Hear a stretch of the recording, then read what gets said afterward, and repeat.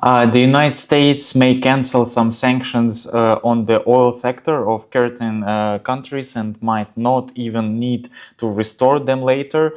Russia clearly benefits from such a move. How should we assess this situation, especially considering that Russia is reportedly providing Iran with some intelligence used for attacks on American military bases?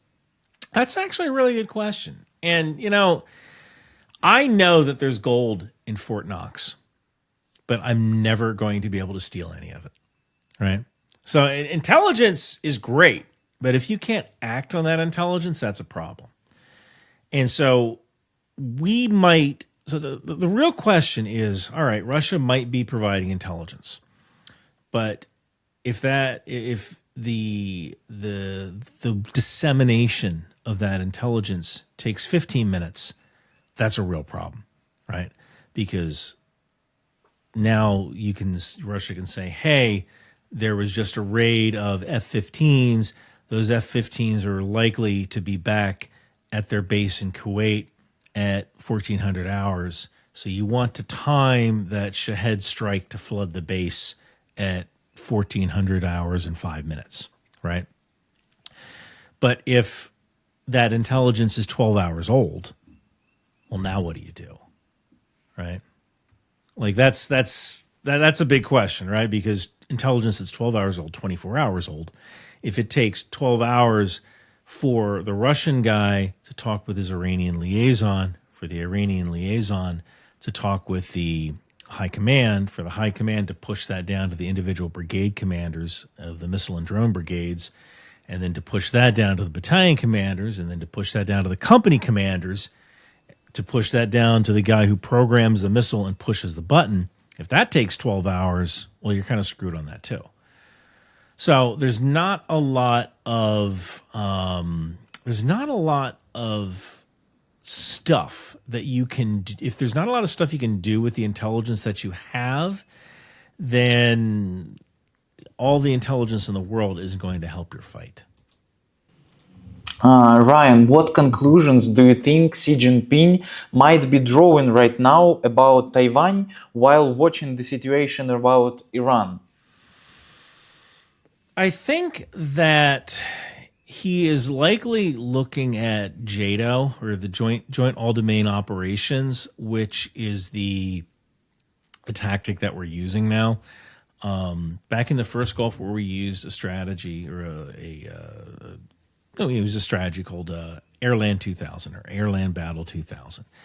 And this was essentially 6 weeks of airstrikes followed by a massive ground invasion. So you have this, the hurricane followed by a tidal wave. With JADO, or Joint All Domain Operations, which is what we do now, you have 1,000 tornadoes all at the same time. You are launching air attacks, space attacks, cyber attacks, ground-based ballistic missile attacks. Naval assets are firing. Everything happens all at once, and it just does not give the adversary a chance to react. And so I could easily see Xi Jinping looking at this and going, "Oh crap, this is not what I thought it would be." Their ability to go anywhere they want and do anything they want inside of a country and perform these actions within 36 hours. We essentially destroyed all of Iran's capabilities, surface-to-air missile capabilities, in about 36 hours. That's a pretty big concern, because I can guarantee you this: let's just say when China attacks Taiwan, that doesn't necessarily mean their homeland is going to be untouchable.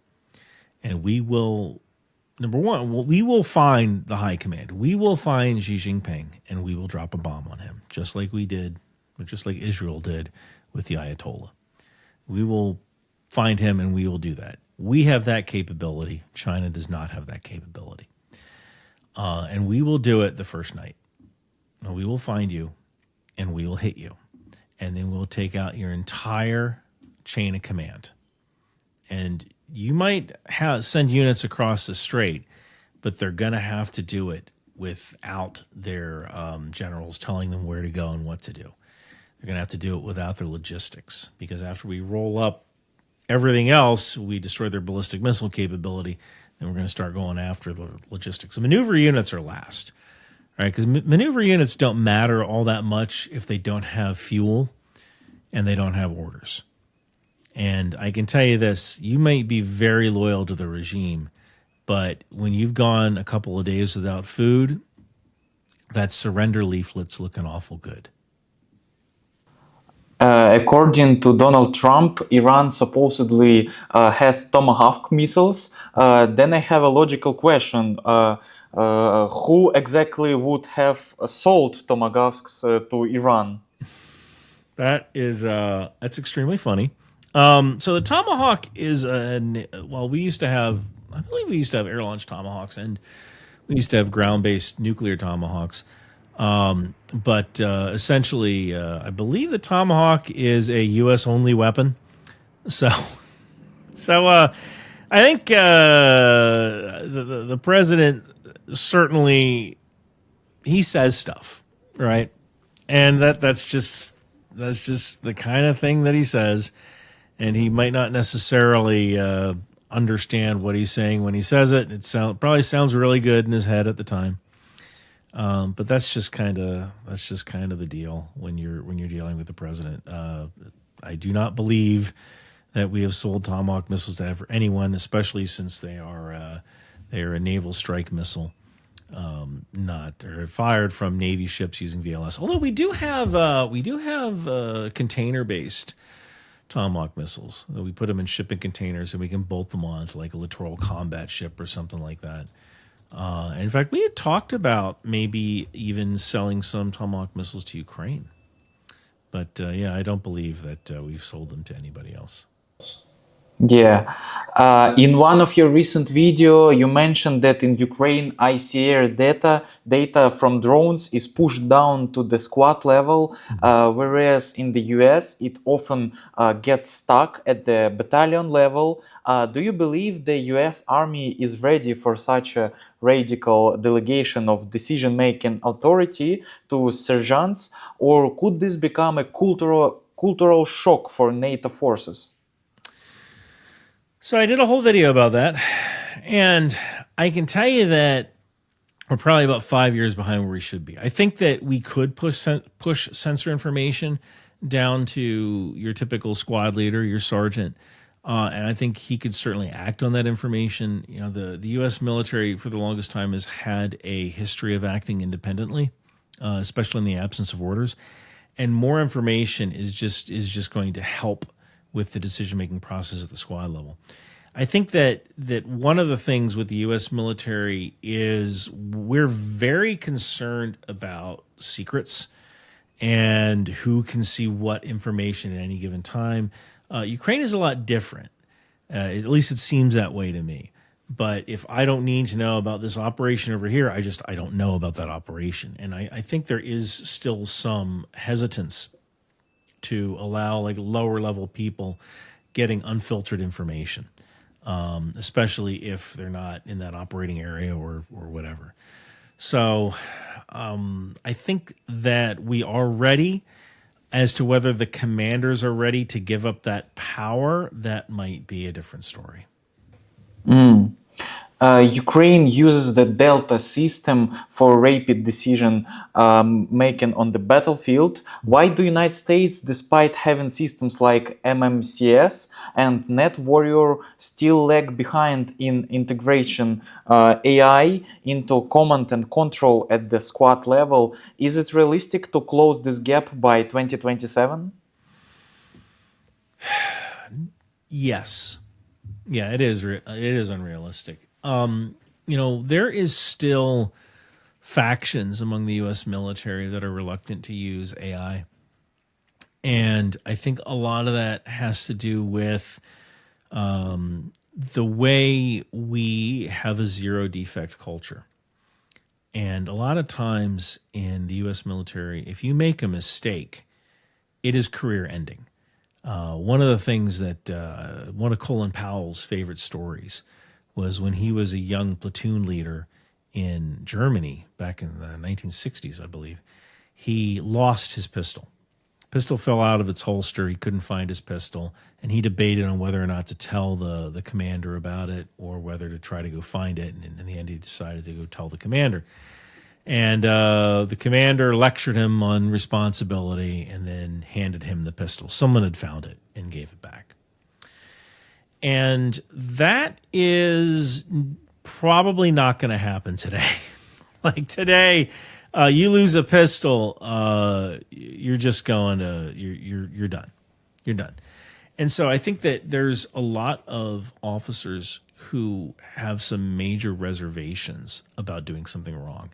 And if AI accidentally targets a civilian or civilian infrastructure, it's still going to be your fault.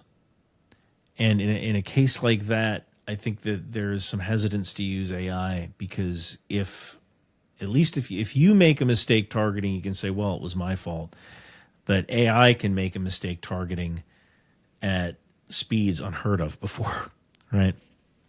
And I think that one advantage to the current administration is that it seems like we've taken a look at the prospect of civilian casualties and we've said, you know what, that's going to happen. We don't try to make it happen, but it's going to happen. You know, a lot of people talk about a girls' school that was struck with a missile, and you know, in fact, you alluded to that with the Tomahawk, and there's going to be mistakes like that in conflict. There's always going to be mistakes like that.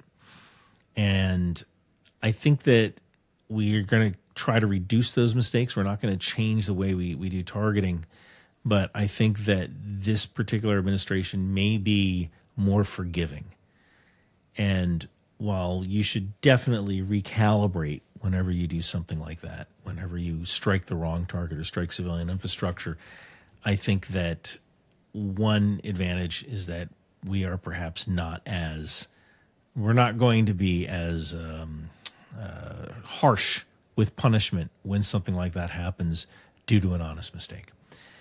And so you might see more AI being pushed down and saying, all right, if there is a mistake, that's sad, but that's war. We're not going to try to make it happen. So I can see something like this kind of being pushed from the top, but not necessarily filtering down to the company level commanders who are concerned about their careers.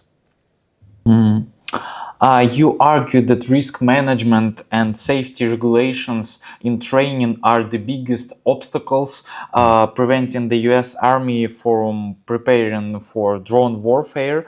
Could the attempt to catch up with Ukraine's level of drone expertise lead to unacceptable peacetime casualties due to training accidents? So there's no level of acceptable peacetime casualties, right? I think during, God, I want to say it was in 1936. I might be getting my math wrong with that one. But there was like a massive exercise in Texas, and like 36 people died during this massive exercise in Texas.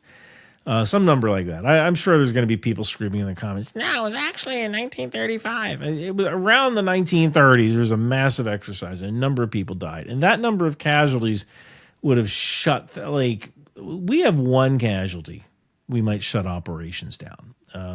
Usually at the NTC, National Training Center, every rotation, there's some sort of casualty. Either a guy gets run over, or they have a truck flips over, or they die of heat exhaustion, heat stroke, just dehydration because they're not drinking enough water. So there's zero level of acceptable casualties in a training environment. However, we do have to assume risk.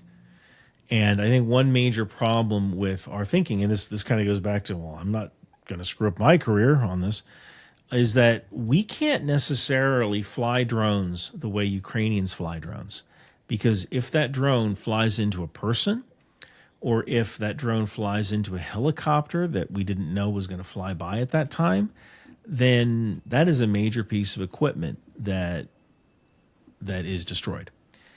And, you know, when you look at the advantages versus the disadvantages the amount of damage that can happen if a small drone hits a helicopter, the amount of casualties that can happen, that's pretty bad. But you have to develop control measures that say, all right, well, we're going to fly this drone over to this place and we're going to use it in a certain way and we're going to keep it away from troops. But we might have to accept some of the risk that says, you know what, we're going to fly this drone the way they do it in Ukraine, and we're going to fly it over troops, and we're going to practice this drone doing attack runs on troops as if it were a real FPV drone. Because that's the only way soldiers can get properly scared of the threat of FPV drones, is if they actually